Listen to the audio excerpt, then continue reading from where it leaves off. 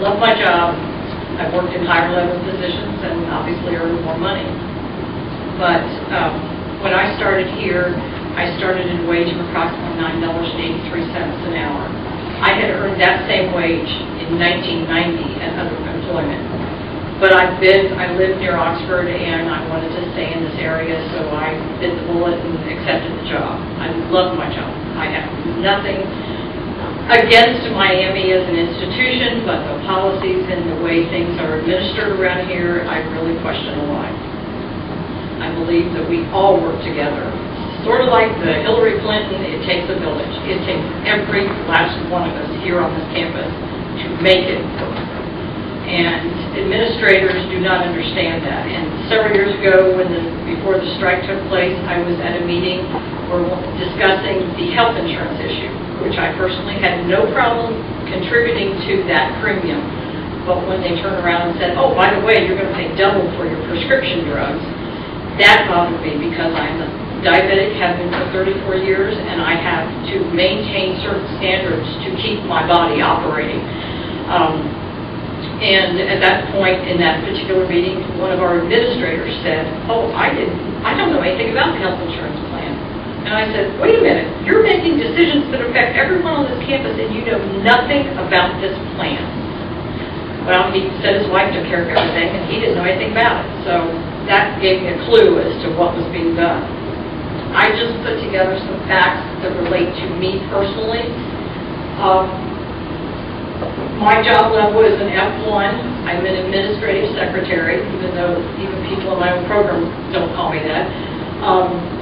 The current rate of pay for an administrative secretary at this point is $10.40 an hour.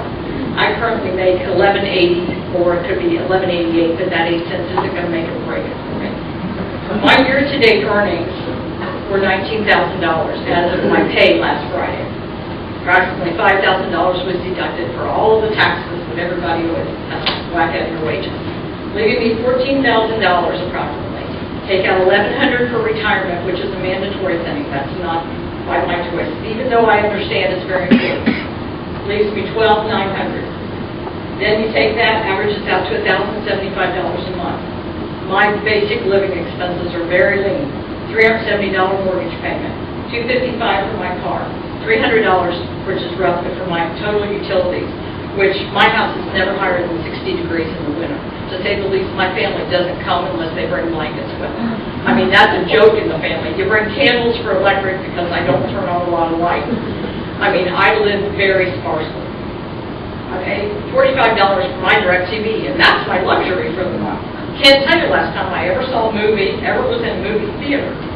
$105 for car and house insurance, and roughly $60 for medical co-pays and prescription costs.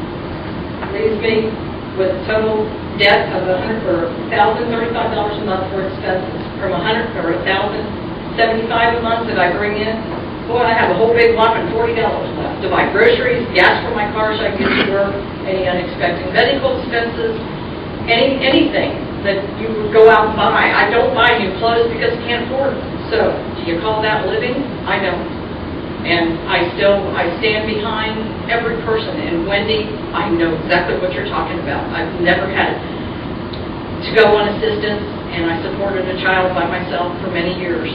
But nobody deserves to live like that. That is so degrading.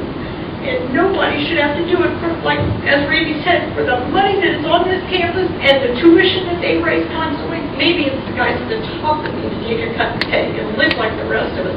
Walk a mile in my shoes, walk a mile in Wendy's shoes, see what it feels like. You'll never want to be in our place, ever, ever. And there are people here that just don't understand that.